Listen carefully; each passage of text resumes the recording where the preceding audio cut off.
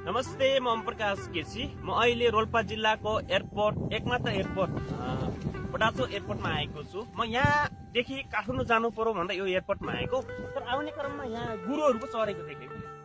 गुरुहरू चरेको देखेँ, यहाँभन्दा पछाडि भेडाहरू चरेको देखेँ, त्यसपछि बाख्राहरू भैँसीहरू पनि चढो रहेछन्। हाम्रो रोल्पा जिल्लाको एकमात्र एयरपोर्टमा गुरु भैँसी भेडाहरू चढो रहेछन्। अब तपाईँ आफै भन्नुहोस्, अब यो मलाई कस्तो लाग्यो होला यस्तो अवस्था देखेर। आज कस्तो रहेछ बडाचोर एयरपोर्ट भनेर आएको हेर्न, यस्तो अवस्था देखेँ।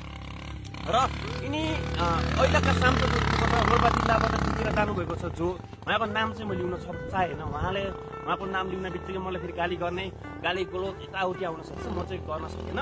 उहाँसँग मेरो सरकार पनि छैन। र अहिले बनिरहेको छ बालेन सरकार। बालेनजी, हाम्रो रोल्पा जिल्लालाई पनि हेरिदिनु पर्यो। यो एयरपोर्ट एकचोटि सञ्चालन भइसकेको एयरपोर्ट हो। तपाईँले यता रोल्पातिर पनि यसो हामीलाई पनि हेरिदिनु पर्यो।